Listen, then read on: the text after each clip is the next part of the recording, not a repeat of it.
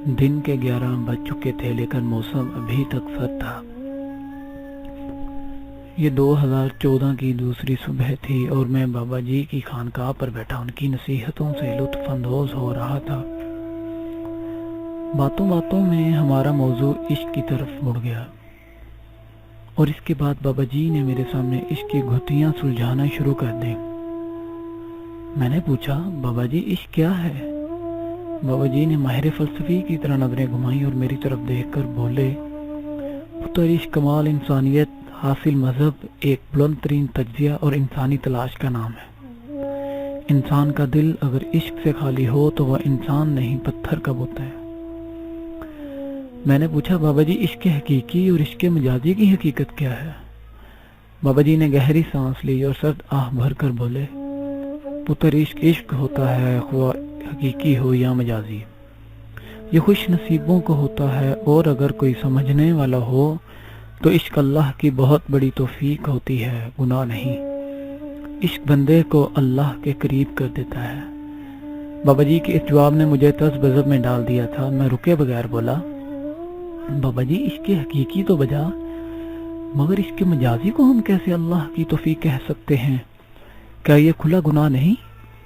بابا جی نے ناصحانہ انداز میں بولنا شروع کیا، پتر عشق مجازی عشق حقیقی کی منزل کو آسان کر دیتا ہے، اور عشق مجازی کے دریا میں بہنے والا نافرمان کبھی نہ کبھی عشق حقیقی کے سمندر میں اتر جاتا ہے، اور پھر اس کے اور رب کے درمیان صرف ایک باریک سا پردہ حائل ہوتا ہے، اور وہ پہلی ہی جست میں عشق حقیقی کے اس مقام پر پہنچ جاتا ہے جہاں صوفیہ 20 سالوں کی محنت، ریاضت اور مشقت کے بعد پہنچتے ہیں۔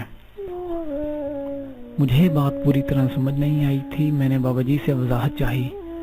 انہوں نے اپنے 2 مریدوں کی طرف اشارہ کیا اور بولے، یہ پہلا مرید 10 سال سے میری خدمت میں ہے، لیکن یہ ابھی تک تصوف کی دوسری سیڑھی پر کھڑا ہے، لیکن یہ جو دوسرا مرید ہے اس کو خانقاہ میں آئے ہوئے صرف 6 ماہ ہوئے ہیں، لیکن اسے میں نے اپنی خلافت عطا کر دی ہے۔ 10 سال اور 6 ماہ میں زمین و آسمان کا فرق تھا۔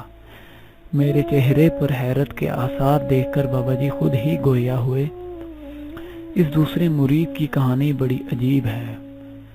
یہ آج سے 10 سال پہلے لاہور گیا اور وہاں لیکچرار کی نوکری شروع کر دی۔ نوکری کے دوران ہی اس عشق ہو گیا اور دونوں نے اکٹھے جینے مرنے کی قسمیں کھا لی۔ کچھ وقت تک سب ٹھیک چلتا رہا، لیکن 2 سال بعد کہانی 180 زاویہ الٹ چلنا شروع ہو گئی۔ محبوب نے پیچھے ہٹنا شروع کر دیا، لیکن اس کے لیے یہ بات ناقابل برداشت تھی۔ اس نے لاکھ منانے کی کوشش کی مگر نتیجہ خاک نکلا۔ یہ کئی دن بھوکا پیاسا رہتا لیکن محبوب کو ترس نہ آیا۔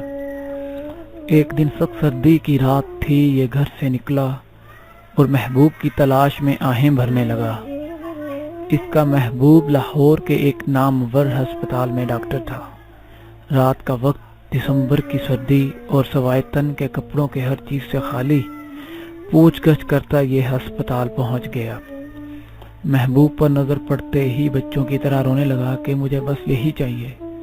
پورے وارڈ میں خلبلی مچ گئی، ارد گرد سے لوگ اکٹھے ہو گئے، لیکن محبوب کو پھر بھی ترس نہ آیا اور اس نے سنی انسنی کر دی۔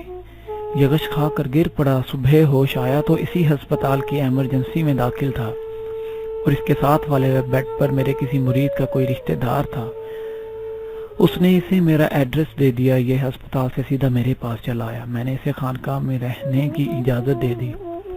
پہلے یہ 1 ہفتہ پریشان رہا، لیکن پھر اس پر خانقاہ کا رنگ جمنا شروع ہو گیا۔ 2 ہفتے بعد یہ میرے پاس آیا اور کہنے لگا، مجھے یہاں عجیب سی خوشی محسوس ہونے لگی ہے۔ جب میں نماز پڑھتا ہوں تو مجھے یوں لگتا ہے کہ میں اللہ سے باتیں کر رہا ہوں، اور جب ذکر کی محفل ہوتی ہے تو جو حال اس پر طاری ہوتا ہے وہ اب تک بڑوں کو حاصل نہیں ہوا۔ لیکن بابا جی، آپ نے اس عورت کے عاشق کو اتنی جلدی خلافت کیسے دے دی؟ بابا جی ہنستے ہوئے بولے، یہی وہ نقطہ ہے جو میں تمہیں سمجھانا چاہتا ہوں۔ میں نے پہلے 2 ماہ میں اس کے ذہن سے اس عورت کو نکال کر اللہ کو بٹھا دیا۔ میں نے اس کی ساری توجہ اس عورت سے ہٹا کر اللہ کی طرف موڑ دی، اور پھر اس دن کے بعد اس کی قسمت بدلنا شروع ہو گئی۔ عشق مجازی نے اسے رونا دھونا، محبوب سے باتیں کرنا، محبوب کو منانا اور کبھی محبوب کو مناتے ہوئے خود روٹ جانا، یہ سب سکھا دیا تھا۔ یہ عشق کے اسرار و رموز کو جانتا تھا، یہ جانتا تھا کہ عشق میں معشوق کو راضی کرنا پڑتا ہے اور اس کے لیے سب کچھ چھوڑنا پڑتا ہے۔ اس دن سے اس نے گناہوں سے توبہ کی، اللہ سے لو لگا لی اور خانقاہ میں ڈیرے لگا کر بیٹھ گیا۔ یہ راتوں کو اٹھ کے اس کے سامنے روتا اور اسے مناتا، اور یہ اس طرح محبوب سے راز و نیاز کرتا کہ مجھے اس پر رشک آنے لگتا۔ 2 ہفتے پہلے میں تہجد کے لیے اٹھا، دیکھا یہ جائے نماز پر بیٹھا دعا مانگ رہا تھا۔ میں نے غور سے سنا تو یہ کہہ رہا تھا، یا اللہ تجھے موسیٰ اور چرواہے کا قصہ تو یاد ہے نا؟ موسیٰ کے دور کا چرواہا جو تجھ سے بہت پیار کرتا تھا، اور ایک دفعہ وہ آپ سے دعا مانگتے ہوئے کہہ رہا تھا، اے اللہ کاش تو میرے پاس ہوتا، میں تیرے بالوں میں تیل لگاتا، تجھے کنگھی کرتا، تیرے پاؤں دھوتا۔ لیکن موسیٰ نے پیچھے سے زور سے تھپڑ مارا کہ نادان، تو کیا کہہ رہا ہے؟ تو یا اللہ تو نے فوراً جبرائیل کو بھیج دیا تھا کہ موسیٰ تم نے اسے کیوں مارا؟ یہ مجھ سے پیار کی باتیں ہی تو کر رہا تھا، یہ مجھ سے لاڑ ہی تو کر رہا تھا، مجھ سے مانگ ہی تو رہا تھا، تم نے اسے کیوں مارا؟ تو اس پر حضرت موسیٰ علیہ السلام نے فرمایا، اللہ میں بھی اس چرواہے کی طرح آپ سے پیار کرتا ہوں اور آپ کا ہونا چاہتا ہوں۔ اس کے بعد مجھ میں مزید سننے کی سکت نہ تھی اور میں نم آنکھوں کے ساتھ اپنے حجرے میں چلا گیا۔ بابا جی کے چہرے پر تھکاوٹ کے آثار ظاہر ہو رہے تھے۔ میں نے دوسرے مرید کے متعلق پوچھا، جو پچھلے 10 سالوں سے تصوف کے دوسرے زینے پر کھڑا تھا۔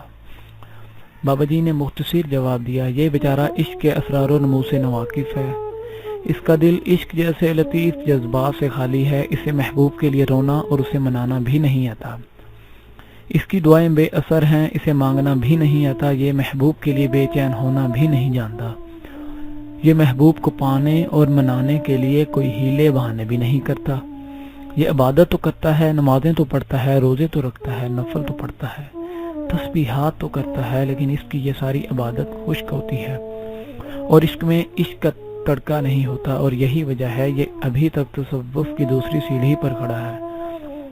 نماز کا وقت ہو چکا تھا، میں نے مزید گفتگو مناسب نہ سمجھی۔ بابا جی اٹھے، سلام کے لیے ہاتھ آگے بڑھایا، چپکے سے اپنے حجرے کی جانب چل دیا اور میں جنوری کی میٹھی دھوپ میں بیٹھا عشق کو سمجھنے کی کوشش کرتا رہا۔